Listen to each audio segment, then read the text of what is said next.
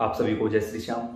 आज की वीडियो में बात करेंगे सवारी खुलकर नहीं आती, झटके से लगते रहते हैं, बोलती नहीं, पूछा नहीं देती, क्या करें। इन सारी चीज़ों का समाधान आपको अपने तरीके से बताने की कोशिश करूंगा। अब ये नहीं कहूंगा कि ये पूर्णतः सत्य होगा, क्योंकि 100% सच्चाई तो कहीं भी नहीं होती। जो बात बताऊंगा वो आपको वेद पुराणों से उठाकर नहीं बताऊंगा, क्योंकि ये सारी चीज़ें अनुभव के आधार पर होती है। मानो तो मैं गंगा माँ हूँ, ना मानो तो बहता पानी। लेकिन हाँ, जो चीज़ बताई जाएंगी वो आप देखोगे, जो भी काम करने लायक हो, जो भी आपके यहाँ कमी हो, उस कमी को पूरा कर दो, आपकी ये परेशानी दूर हो जाएगी। सबसे पहले तो काफ़ी लोगों ने हमसे यही कहा कि हम जाप करते हैं, कोई रुद्राक्ष माला पे, कोई तुलसी माला पे, किसी भी मंत्र का, कोई गुरु मंत्र का या कहीं से ऐसे मंत्र का हम जाप करते हैं, लेकिन झटके लगते रहते हैं, सवारी खुली नहीं है।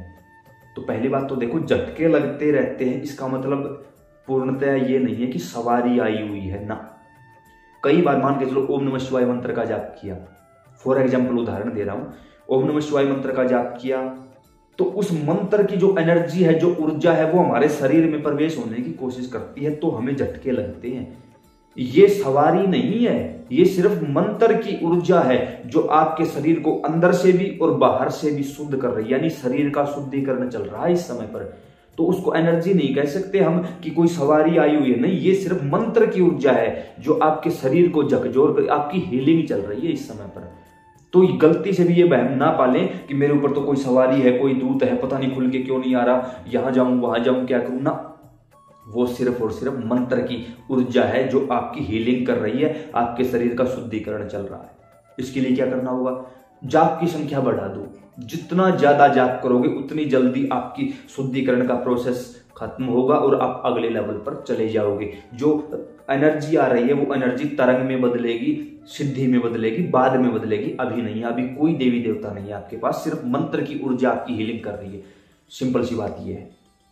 उसके साथ झटके लगते हैं और सवारी खुल नहीं रही, इसका कारण यह भी हो सकता है कि आपकी अच्छी शक्ति के साथ कोई ना कोई आपके ही घर की मलिनता, यानी कई बार कोई पितृ या तो ऊत की श्रेणी में होता है या प्रेत की श्रेणी में होता है, तो वो हमारे साथ चल रहा होता है। पैरेलल दो शक्तियां चल रही होती हैं, तो भी वो एक शक्ति दूसरी शक्ति को आगे नहीं आने देती। उन दोनों की लड़ाई में शरीर बीच में फंस जाता है कई बार, तो इस कारण भी हो जाता है। इसका भी यही इलाज है, जाप को बढ़ाओ, आगे पीछे ओम लगा के, जिस मंत्र के आगे ओम लगा हो उसके पीछे ओम लगा के जाप करो, लोक हो जाएगा मंत्र।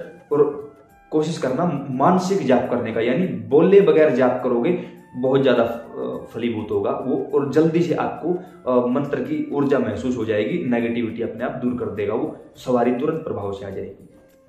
उसके साथ कुछ लोगों ने यह भी कहा कि सवारी आती तो है लेकिन पूछा नहीं देती या फिर बोलती नहीं।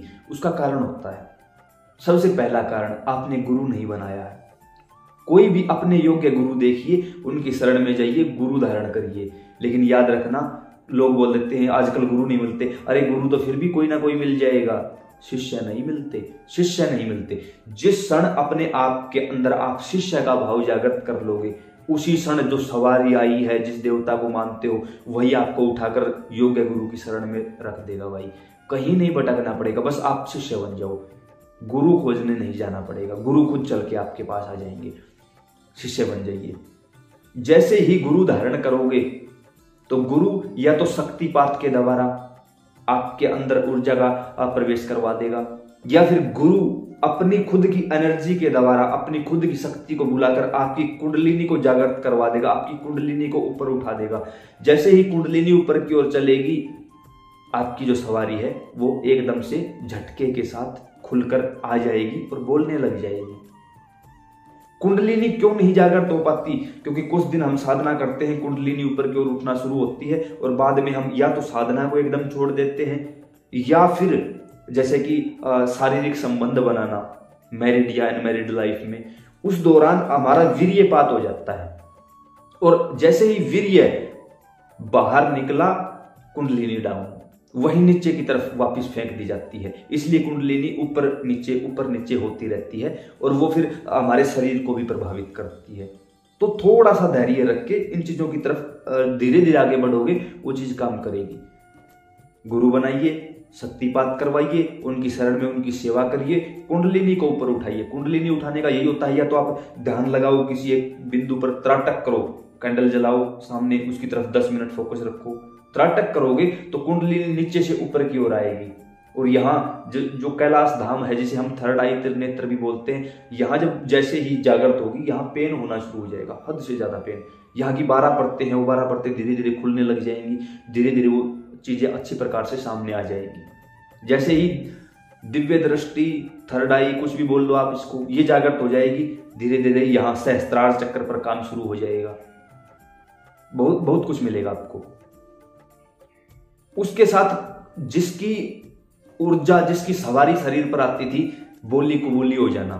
मतलब हमने उनका कोई भोग बोल रखा था और अभी तक भोग नहीं लगाया है, तो वो शक्ति नाराज हो जाती कि इसने मेरा भोग नहीं दिया है अभी तक, वो रुष्ट होके बैठ जाती। ऐसा एक बार में नहीं होता, ऐसा 5-7 बार किसी के लिए कर दोगे ना तो वो शक्ति नाराज हो जाएगी। जिस व्यक्ति पर सवारी आती है वो नशा करता है, किसी पराई बहन बेटी को गंदी नजर से देखता है, या किसी भी प्रकार से उस शक्ति का अनादर करता है, या खुद झूठ बोलता है, औरों को सलाह देता रहेगा, झूठ मत बोलो, खुद बोलता रहेगा, औरों को सलाह देगा सट्टे मत लगाना, और खुद लगाते हुए मिलेगा। यानी एक प्रकार से अपने आप को या तो वो गुरु के स्थान पर रख लेता है, या आजकल गुरु को, आजकल तो डायरेक्ट भगवान के स्थान पर रख लेते हैं, तो उससे वो शक्ति प्रभावित हो जाती है कि नहीं यार ये अच्छा इंसान नहीं है, मैंने गलत इंसान का चुनाव किया है। वो शक्ति लौट जाती है और फिर उसका वापिस आना लगभग असंभव है, नामुमकिन है लगभग। लेकिन जब कोई अपने आप को दोबारा से अनुनय विनय करके सच्चे गुरु की शरणागति होके दोबारा से अपनी सारी गलतियां मान के आगे की तरफ बढ़ता है, तब वो शक्ति दोबारा उसको प्राप्त हो जाती है। सिंपल सा एक ही फंडा है, जो भी आप मंत्र जाप करते हो या करते थे, उसी मंत्र जाप को दोबारा करो। कम से कम 5.25 लाख जाप करो, जो भी करते थे। नहीं करते थे, पहली बार कर रहे हो, रुद्राक्ष की माला लो, भगवान शिव को गुरु बनाओ, ओम नमः शिवाय का 5.25 लाख जाप करो। उसके बाद हवन करवाओ, पंडित जी को बोल देना कि हमने 5.25 लाख जाप किया है और इसके नाम का हवन कर दो, वो आपके नाम का हवन कर देंगे। इससे क्या होगा, 5.25 लाख जाप के दौरान जब आपका 1.25 लाख पर आप पहुंचोगे, उस दौरान आपके अंदर और बाहर की शुद्धिकरण कर दी जाएगी उस मंत्र के द्वारा। आपकी माला भी सिद्ध हो जाएगी, आपकी वाकवाणी यानी विशुद्धि चक्र, आपका कंठ जागृत हो जाएगा।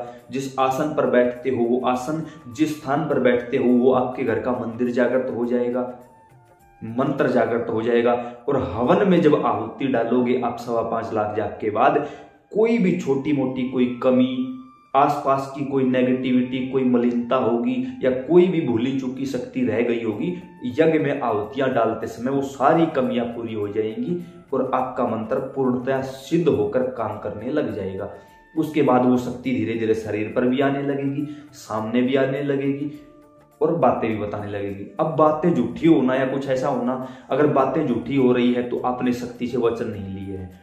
किसी भी शक्ति से 3, 5, 7, 9, 11 वचन लिए जाते हैं और बदले में उतने ही वचन दिए भी जाते हैं। अगर सामने वाली शक्ति से वचन लोगे कि आप कभी झूठ नहीं बोलोगी, आप मेरे द्वारा बोले गए वचन सत्य करवाओ, कभी झूठ नहीं होना चाहिए, तो ये वचन आपको भी देना होगा कि मैं भी वचन देता हूं कि जहां अगर मजबूरी हुई तो मैं थोड़ी बहुत झूठ जरूर बोलूंगा, लेकिन अन्यथा मैं झूठ नहीं बोलूंगा किसी से। जब तक आप सच्चे रहोगे शक्ति सच्ची रहेगी, जब तक आपका शरीर पवित्र रहेगा शक्ति पवित्र रहेगी। आप सच्चे और पवित्र हो ही नहीं, आप लगातार उस शक्ति से गलत कार्य करवाते जा रहे हो, तो शक्ति कितने दिन देखेगी भाई। तो थोड़ा सा इस बात का ध्यान आपको देखना होगा। गुरु बनाओ, जाप करो, अपने शरीर को शुद्ध रखो, शक्ति आए उससे वचन लो, वचनों में लेके समय पे उसका भोग देते रहो। शक्ति आपको हर प्रकार से तैयार रखेगी, हर सिचुएशन में तैयार रखेगी, कहीं भी मार नहीं खाओगे आप, बस थोड़ा सा धैर्य रख के करोगे तो उम्मीद करता हूँ ये जानकारी समझ और पसंद आई होगी। अन्य प्रेमियों को भी सुनाइए, उनको भी बताइए ताकि वो भी ये गलती करने से बचे।